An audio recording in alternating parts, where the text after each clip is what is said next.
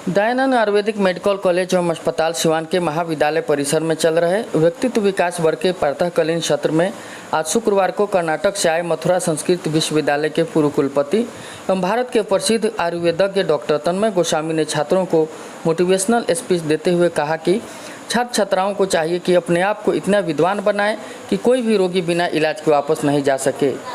हो सके तो छात्रों को चाहिए कि किसी एक व्याधि में विशेषज्ञता हासिल करें। आज आयुर्वेद अपने उत्थान पर है और आयुर्वेद को सेकंड ऑप्शन के रूप में देखने वालों को मैं बताना चाहता हूं कि विश्व में प्रथम चिकित्सा पद्धति आयुर्वेद कहलाती है।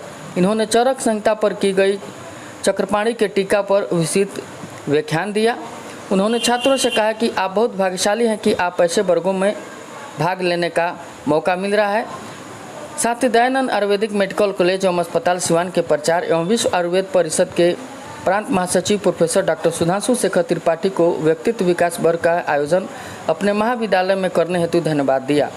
साथ ही उन्होंने कहा कि विश्व आयुर्वेद परिषद को जहां जरूरत पड़ेगी मैं ऐसे कार्यों के लिए हमेशा उपस्थित रहूंगा। आयुर्वेद महाविद्यालय के सचिव प्रोफेसर डॉक्टर रमानंद पांडे ने डॉक्टर तन्मय गोस्वामी के व्याख्यान से प्रभावित होकर उपस्थित छात्र छात्राओं को इनके बातों को अनुसरण करने का अनुरोध किया। विश्व आयुर्वेद परिषद के प्रांत संरक्षक एवं आयुर्वेद महाविद्यालय के पूर्व प्राचार्य प्रोफेसर डॉक्टर प्रजापति त्रिपाठी तथा सचिव डॉक्टर रमानंद पांडे ने डॉक्टर तन्मय गोस्वामी को अंग वस्त्र सम्मान पत्र एवं पुस्तक देकर सम्मानित किया। व्याख्यान के दौरान उपाचार्य डॉक्टर राजा प्रसाद, डॉक्टर उपेंद्र पर्वत, डॉक्टर कमलेश पांडे, वैद्य अंकेश मिश्रा, पुष्कर राय, डॉक्टर दुर्गेश कुमार, डॉक्टर सुजीत राय, डॉक्टर प्रबुद्ध कुमार झा, डॉक्टर ज्योति कौशिक, डॉक्टर कौशिक वैस, डॉक्टर राजीव रंजन, प्रकाश पांडे, मनोज पांडे, अरुण पांडे, पंकज द्विवेदी, मनोज तिवारी, प्रकाश सिंह, नदीम, निहाल कुमार, अमन प्रकाश, राहुल राजू पांडे के साथ सभी प्रतिभागियों ने उपस्थित होकर पूरे मनोयोग से सुना।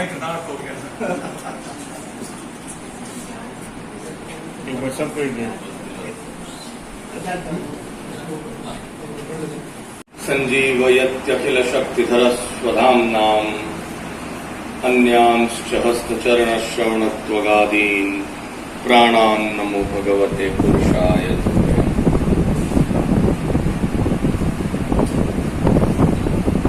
यहाँ पर उपस्थित आयुर्वेद शिरोमणि विद्वान,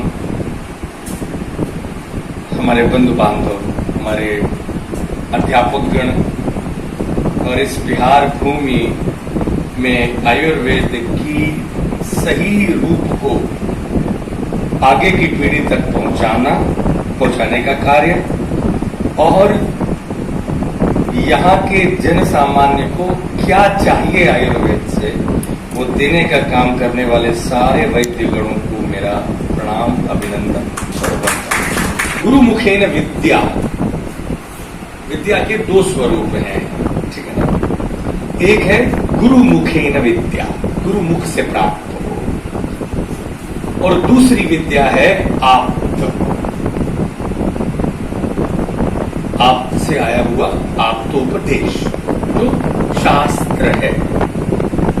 मैं हमेशा शास्त्र को अपने साथ में रखकर बात करना पसंद करता हूं, क्योंकि कहीं मुझे ये अहंकार न हो जाए कि मैं बोल रहा हूं, ये शास्त्र मेरे हाथ में है जिसको मैंने यहाँ पर स्थापित किया है और वो बोल रहे हैं मेरे माध्यम से। मैं सिर्फ एक इंस्ट्रूमेंट हूं, निमित्त मात्रम खलु सव्यसाची। अब आते हैं हम लोग इस बात पर कि आपको ये जो सौभाग्य प्राप्त हो रहा है ये सीखने का, ये इसलिए बहुत बड़ी इवेंट, आप इसको समझिए, इसको बहुत सिंसियरली लीजिए कि एक व्यक्ति यदि एक जगह पर खड़ा होकर के बोलेगा तो वो अपने पास जो भी कुछ है वो सब देने की कोशिश करेगा, और दूर से आया हुआ यदि वैद्य होगा तो वो तो आपको और देगा। दूसरी बात यह कि जब इतने सम्मान और इतने प्रेम से जब आपके सारे जो स्टॉलवर्ड्स हैं ये बुलाएंगे तो हमारा हृदय इतना प्रेम से ओतप्रोत होता है कि हम अपने बच्चों को, अपने यहाँ पे बैठे सभी लोगों को हमसे जो संभव हो हम वो दे दें। अब मैं इसको आपको शुरू करने की मेरी जो ये जो कल्पना है, इसके लिए मैंने विचार किया, क्योंकि आप डिफरेंट लेवल्स के विद्यार्थी हैं। कोई फाइनल ईयर का है, कोई मिडिल का है, कोई इनिशियल। मैं 3 में डिवाइड कर दे रहा हूं।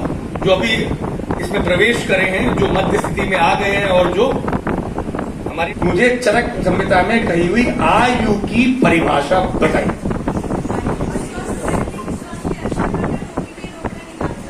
ठीक है, हो गई। ये तो उसका मतलब हो गया। हाँ,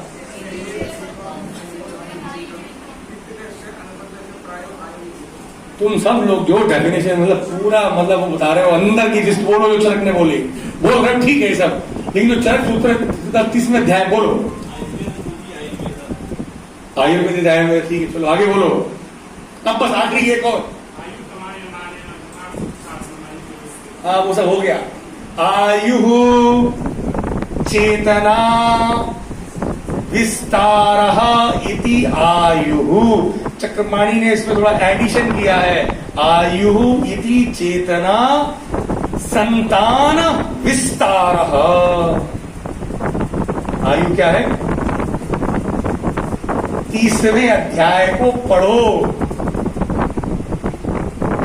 चेतना का विस्तार, संतान भी विस्तार का नाम है। एक्सपेंशन ऑफ कॉन्शियसनेस को आयु कहा गया है। हिंदी में आयु का मतलब होता है स्पैन। हमारे यहां आयु का मतलब है चेतना नहीं, चेतना का विस्तार, जिससे आपको एक्सपेंशन ऑफ कॉन्शियसनेस हो जाए, दैट इज आयु। उसका ज्ञान जहां पर हो वो है आयुर। जब आपने अपने आप को लोक से जोड़ दिया, खड़ा रखा है पानी पे, जिस दिन डूब, कई घड़े रखे हुए हैं समुद्र में, हवाई से ऐसे ऐसे चल रहे हैं। 2 ही ऑप्शन है, एक तो ये टाइम के साथ में गल जाएगा, काल मृत्यु हो गई, गल गया, गलना तो नहीं, और या मान लो ज्यादा थोड़ी सी बदमाशी कर ली तो लुढ़क गया, खत्म हो गया, या ज्यादा थपेड़े पड़ गए तो चटक गया। अकाल मृत्यु का वर्णन है जिनको तो ध्वंस अध्याय में विमान स्थान के। ये जो आयु है आपकी, चेतना है, यदि आप उसको ऐसे बना दो, टेक्नोलॉजी देखो उनकी, इस घट को ऐसे बना दो कि इसके अंदर से पानी बाहर का आए जाए सब हो, और ये बयान्स करके उसी में पार्ट बन जाए, तो क्या हो गया? अंदर का पानी और बाहर समुद्र का पानी एक्सपेंशन मोड में आ गया, नहीं आ गया? आप समझ रहे हैं मेरी बात को? मैं क्या कहना चाह रहा हूं। आप यदि ऐसा ध्यान कर लें कि आपकी चेतना का ऐसा विस्तार हो जाए कि ये लोक चेतना से जुड़ जाए।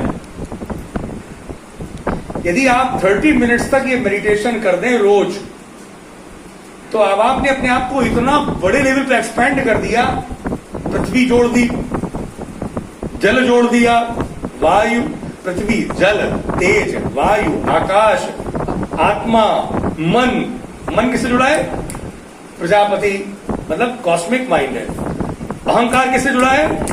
इंद्र। बसव, सुख किससे जुड़ा है? बसव। इंद्रिय विश्वदेवा, सब दिया है, 16, 17, 18 दिए हैं, बड़े बढ़िया।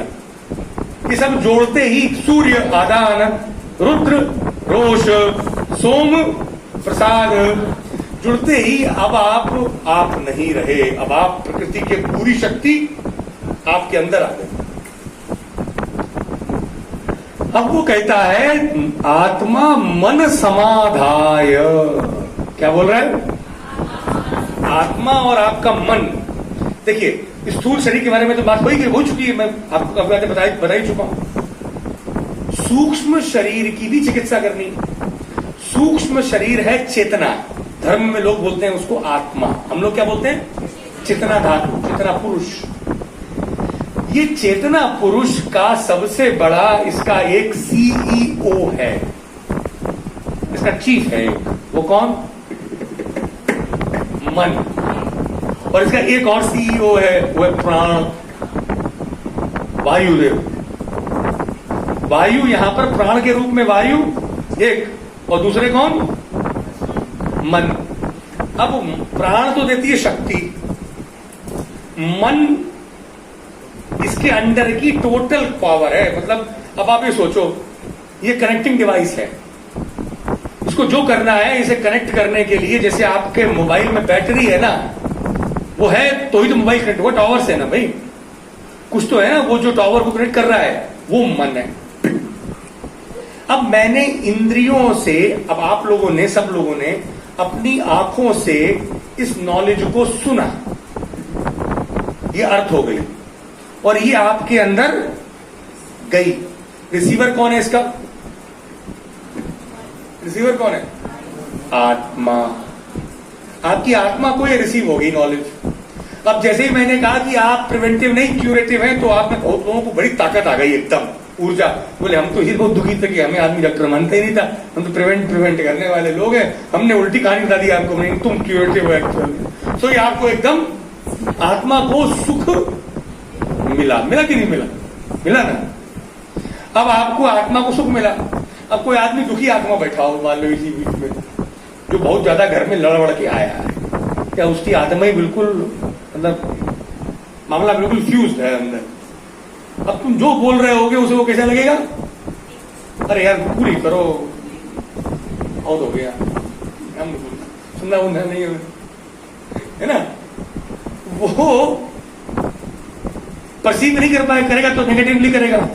ये प्रज्ञा अपराध वाली जो स्थिति है, आत्मा को दुख मिल रहा है, उसकी पहले से प्रोग्रामिंग है आत्मा की, भाई ये सब खराब है, तो वो ऑलरेडी प्रोग्राम है कि भाई ये सब चीजें बिल्कुल खराब है, तो वो जो सुनेगा उसे वो बिल्कुल खराब लगेगा। लेकिन यदि आत्मा प्रोग्राम्ड नहीं है और आत्मा बिल्कुल शुद्ध स्थिति में है, तो इसको एक सुख सुख दिखेगा, अच्छा अच्छा, गलत गलत, उसको बढ़ा देगा वो। अब जब ये जो आत्मा को जो ले रही है, आपको सबसे पहले जब भी आपको मन में दर्द हो जिंदगी में, तो आप ये दोनों को बंद कर दो, बाहर से कनेक्ट लेना बंद कर दो, सुख लेना बंद कर दो और दुख लेना भी बंद। मतलब अपनी इंद्रियों को थोड़ी देर के लिए डिस्कनेक्ट कर दो। अब डिस्कनेक्ट कर दिया तुमने अपनी इंद्रियों को, अब क्या होगा? इंद्रियों की अपनी कैसेट है, मेमोरी डेटा है इंद्रियों में, है कि नहीं है? आपको आश्चर्य हो जाएगा, आपको यदि, मुझे आज भी क्रिकेट जब मैं खेलता था स्टूडेंट लाइफ में, आपकी लाइफ में, तो जब हम लोग वो जो जीतते थे तो हमारे साथ में हम लोग हक करते थे, वो जो स्मेल आती थी मेरे दोस्त की, वो मुझे तू बहुत बदबू आता है, स्टिंग करता है यार, भाग मत करो। अभी बॉल फेंकी और विकेट उड़ गया और जीत गए, तो कूदता हुआ आता था वो, मैं अंदर सोता था मैं कि यार आज भी कितने साल हो गए, पर वो स्मेल मेरी मेमोरी में आ जाए तो उसका स्मरण हो जाता। मतलब स्मृति गंध से इतनी जुड़ी है। आंखों की तो पता ही है भाई, आपकी सारी चीजें डेटा पड़ा हुआ है, आंखों का, कानों का, टेस्ट का, है ना।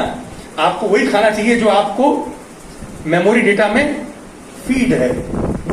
तो ये जो आपकी जो इंद्रिय मेमोरी है, ये शुरू हो जाती है टक टक टक टक टक टक। आपने डिस्कनेक्ट कर दिया बाहर से, इसको भी बंद कर दो, ये चलने दो, इसको, ये रील चलती रहेगी, चिंता मत करो इसकी। मन जो है वो मन दर्पण कहलाए एक गाना है, सुना है ना आपने? सब वो आयुर्वेद वालों से लिया गया था। हमारे यहां ये कहा गया है कि मन की अपनी कोई भी स्थिति नहीं है, मन की एक ही स्थिति है, वो है शुद्ध। हमारे यहां मन को सत्व नहीं कहा गया, मन का पर्यायवाची हमारे यहां है सत्व। योगियों के लिए सात्विक मन दूसरा है, वो कहते हैं शुद्ध मन, उसको हम क्या बोलते हैं? शुद्ध। हमारे यहां मन को सत्व कहा है, और उसकी एक दो स्थितियां हैं, एक तो शुद्ध और दूसरी अशुद्ध। अशुद्ध सत्य उसका नाम है। अशुद्ध के दो भाग हैं, एक राजसिक और दूसरा तामसिक। तो यदि आपकी आत्मा जो पास्ट लाइफ की डेटा लेके आई है, चरक संहिता के कथिता पुरुषी अध्याय के 30वें श्लोक में वो कहते हैं प्रभवः अनादि ब्रह्म। वो जो परमात्मा है वो तो प्रभव है और अनादि, लेकिन ये जो आत्मा है ये मोह, इच्छा, द्वेष, संज्ञकः पुरुषः। पुरुष जो है वो मोह, इच्छा और द्वेष इन तीनों का पुतला है। आत्मा के पास में आज की भाषा में कहूं तो it has a data memory of past life. और पास्ट लाइफ चरक संहिता के 10वें अध्याय, तिस्वेषणी अध्याय, वातकला कली के पहले वाला जो अध्याय है ना, वो उसके पहले वाला 10वां 11वां, उसमें पूरा पूर्वजन्म का वर्णन है। इसको धर्म से आप नहीं जोड़ सकते, ये आपका आयुर्वेद का सिद्धांत है, ठीक है ना। इसलिए आप इसको रिलीजियस कंसेप्ट में नहीं लेंगे, ठीक है।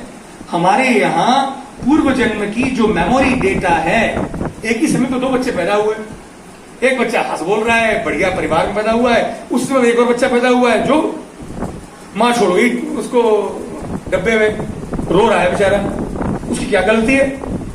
तो ये जो इच्छा, मोह और जो द्वेष की जो मेरी, वो टॉपिक अलग है, उसको छोड़ दिया मैंने, पूर्व जन्म के लिए लेके आया था। ये इच्छा, मोह और द्वेष की जो मेरे अंदर जो डेटा पड़ा हुआ है, ये मेरा जो मिरर है, कौन? मन।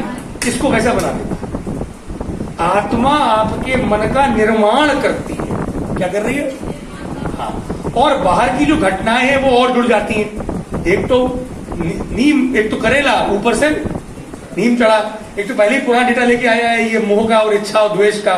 अब वातावरण भी बहुत खराब हो गया, तो ये पूरी तरीके से तमोगुणी और रजोगुणी मन हो जाता है, ठीक है।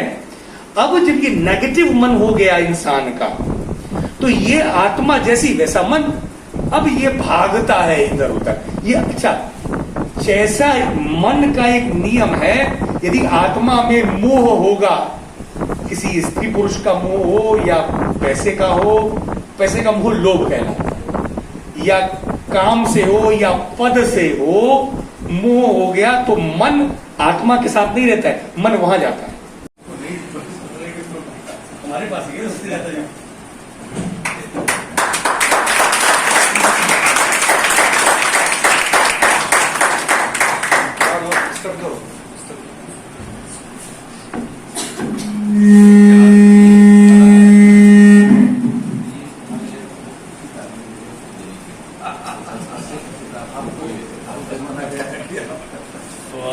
जैन दर्शन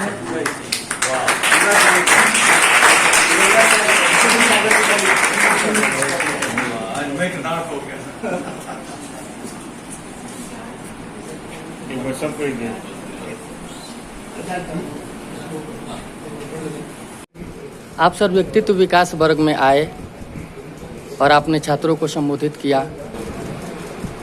तो 2 शब्द हम चाहेंगे कि चैनल के माध्यम से सर, आप ये जो हैं छात्र जो प्रशिक्षु हैं, आप इनके लिए सर आशीर्वचन दें। परिषद बिहार इकाई सिवान में आज जिस तरह से मैंने देखा कार्य कर रही है, ये अपने आप में अद्भुत है और सराहनीय है। यहाँ के प्राध्यापक, यहाँ के सारे अध्यापक गण, और मैं धन्यवाद देता हूँ शिवादित्य ठाकुर साहब का, जिन्होंने मुझे ये यहाँ पे आमंत्रण किया, हमारे प्रिंसिपल साहब और सभी लोग, हमारे अंकेश जी और सभी छात्रों ने जिस तरीके से आगे बढ़कर के आयुर्वेद से समाज की सेवा करने के अंदर जो इच्छा जागृत करी, और उसको जब मैंने देखा तो अपने आप ही अंदर से ये मन हुआ कि इनको और ज्ञान दिया जाए। और ये जो एक परिकल्पना है, इस तरह से 7 दिनों की ज्ञान व्यक्तित्व विकास वर्ग सप्ताह, ये अपने आप में एक अद्भुत प्रयास है इस विद्यालय का। और मैं मुझे पूर्ण विश्वास है कि आगे आयुर्वेद के क्षेत्र में भारत में बिहार आज से 1 दशक इसी तरह से चलता रहा तो ये सबसे अग्रणीय होगा। और ये 3 वर्षों के अंदर ही आप ये चीज़ देख लेंगे कि मुझे दिख रहा है, वर्तमान को देख करके व्यक्ति भविष्य का एक परिकल्पना कर सकता है। मुझे उस चक्षु से ये दिख रहा है कि आगे आने वाले समय में आयुर्वेद के नेतृत्व में बिहार की इकाई बहुत बड़ी